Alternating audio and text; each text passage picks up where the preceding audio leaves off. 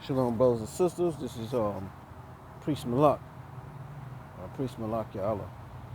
Um, I was just listening to a little, not even a real debate, but a pre-debate about who the Israelites are, and are the Hispanics, the Northern Kingdom, and did the Northern Kingdom come to America? Basically, I'm just gonna say, I'm gonna say this, and I'm not. I'm just gonna put my take on it. You know, this is some history for you brothers of the One West and of the new and of the breakoffs of One West. I remember going to a Passover in 1996 in the house of David. I think it was Mark Ballroom or something like that. Because we had to reschedule or we had to uh, do our Passover a different spot because One West we had to broke off. I came in 6 months before the split. I've been hearing the truth. The Most High showed me who I was way before I went to One West. But One West basically, they confirmed it. My elders in Connecticut. So I actually been in this truth as long as some brothers. I just wasn't. I just didn't learn. I just didn't originally come in this truth through One West. I came in this truth through the Most High revealing, that I'm an Israelite in different ways in the Bible. Slowly but surely. But I did come into the whole school in 1995. So I usually count that depending on the situation that I'm in. So basically, in 96 Passover, the first one I went to, Mashal made a statement. He showed the different people on the sign, which y'all call chart today. Same thing. Just modern, y'all say chart. We said sign. And he said all those people on this chart, all those people on this sign are black people, are niggas. He mentioned one time about that they were Hispanics in the 60s, maybe even in the 50s, during the time of Jim Crow. Jim Crow lasted from, I believe, the 20s to the 1960s. But they really kind of started it right after slavery. They started separating themselves away from black people and, disenfranchising us. But it got real heavy in the 60s. But this was during the Jim Crow era. The Jim Crow era went throughout the whole United States, so-called United States. There was a Hispanic. I believe he might have been Mexican or Puerto Rican, so-called, because they're the first groups of so-called Hispanics that came over here. The Mexican was already here along with the Native American. So he had straight hair and light skin, and he tried to sit with the white people, and the white people told him, going back, all niggas get in the back of the bus. I'm saying it in our way. I'm not saying it in their way, nigger. I'm not saying that. But he told that so-called Hispanic that had very, very light skin and straight hair to get in the back of the bus with the Negroes. Now, the Hispanic started saying, look, no, I'm not. Look at my hair. Look at my hair. He said, I don't care what kind of nigga you are. Get in the back of the bus. You see, a lot of you brothers don't remember that conversation. A lot of you brothers don't know that happened. Some of you wasn't even born. Neither was I born. But I listened to my elders. I'm going to take what the elders say. Not what these new Johnny-come-lately say. You understand? A so-called Native American is a Negro, according to the so-called white man, and they went into captivity along with with the Negroes. All right? The so-called Hispanic is a Negro. You understand? The white man divided us into blacks, Hispanics, and Native Americans. But when we all were Negro at one time. All right? So you using these modern day terms and saying that those are not Israelites because the white man ain't calling them Negro. The white man, I remember. Check this out. I was in high school. I think I just came in the truth. I had to be about 17, man. When I say just came, I came in years earlier, but I'm just saying I still was new. And I remember you had these two Hispanics, man. They kind of looked at Indian a little bit, like Taino, like a mestizo kind of. Very, very light, straight hair both ends. lighter than light skin, look almost white. And the white man, that we had, in Central High School, Mr. Salter, a straight up white man, he got mad at them too for something. Because those two were assholes in our class. I'm telling you that right now. In our shop class, those two Puerto Ricans, they both had straight hair, but they had the Indian look to them. They really didn't look like white people like that. But your skin was very light. And you know what he did when he got mad at them? He said, call them both niggas. You see, for you brothers that's just coming in, for you brothers as Johnny come latelys that was not in the old school in the 90s, you don't know what the hell you're talking about. And you don't know history, and you don't know nothing. To a white man, a so-called Hispanic, I don't care how light you are a full-fledged black Wesley Snipes, big lip Negro, even though you don't have that look.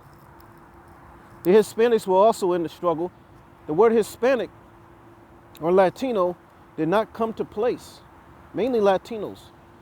The word Hispanic or Latino did not come, there was nothing called that until 1970. 1970 was the year they took Spanish-speaking blacks and called them Hispanics. Spanish-speaking Indians and called them Hispanics. All right? As a matter of fact, in 1970, a Native American in America was either white or black, depending on their complexion. So the so-called white man in slavery divided us up. Hispanic Latino was a byword. It's like when the Israelites was in Greece. Instead of calling them Greek, they call them Grecians as a byword to distinguish Jews that speak Greek. Okay? Let's get that straight. So until 1970, it didn't matter your complexion, and there was no Hispanic or Latino. You were Mexican, you were a Negro. No matter how light you were, no matter how straight your hair was. If you were,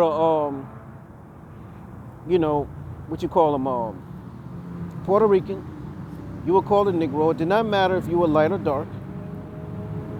It's the same thing with our people. Same thing with all the blacks in America and other places. No matter how light or dark we were called black people and treated as such.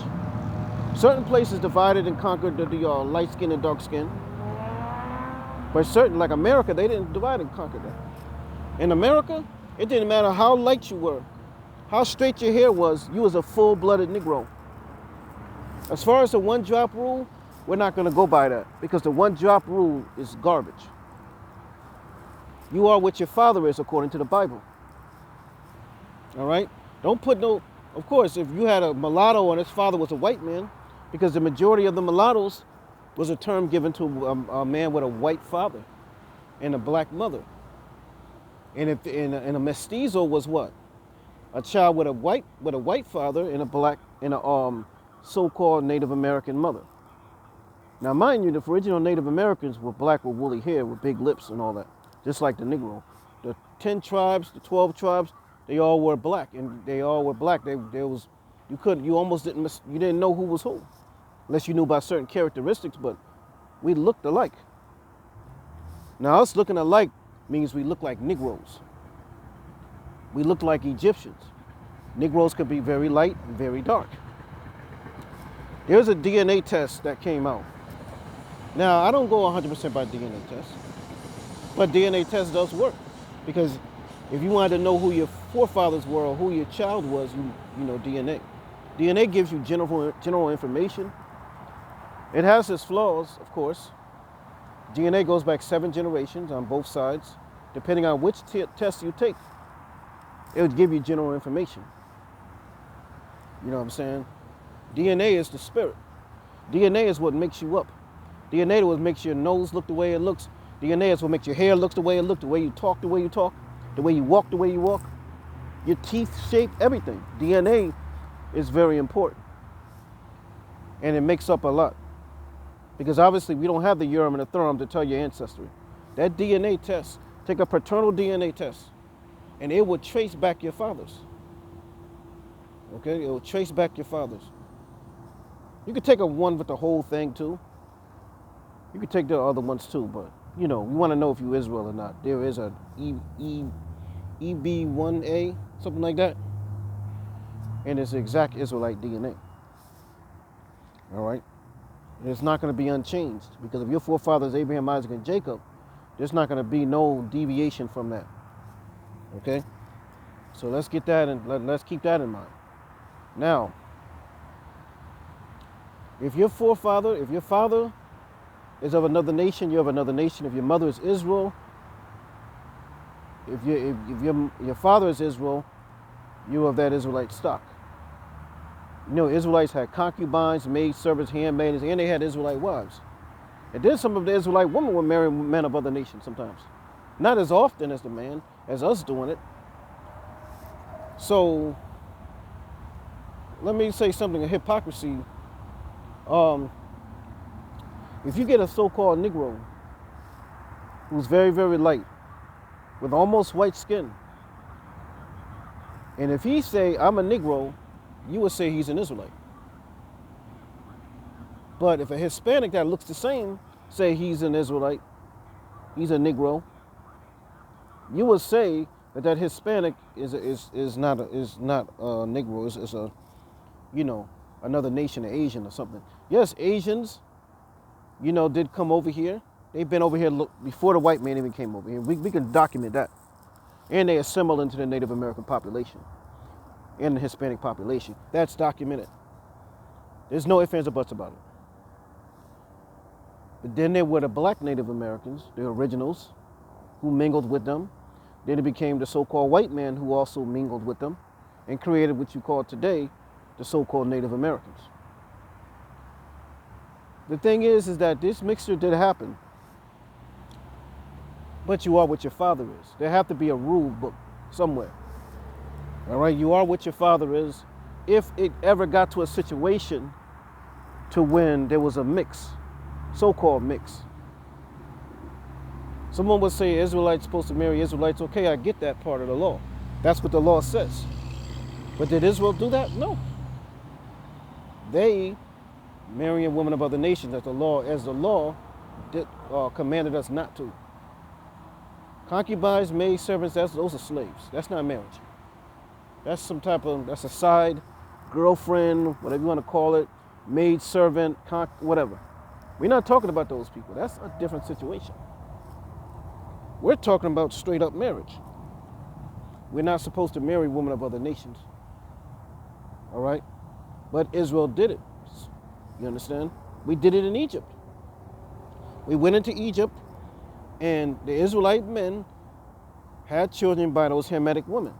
Because in Egypt, when we was in Egypt, it was the Israelites and the Egyptians.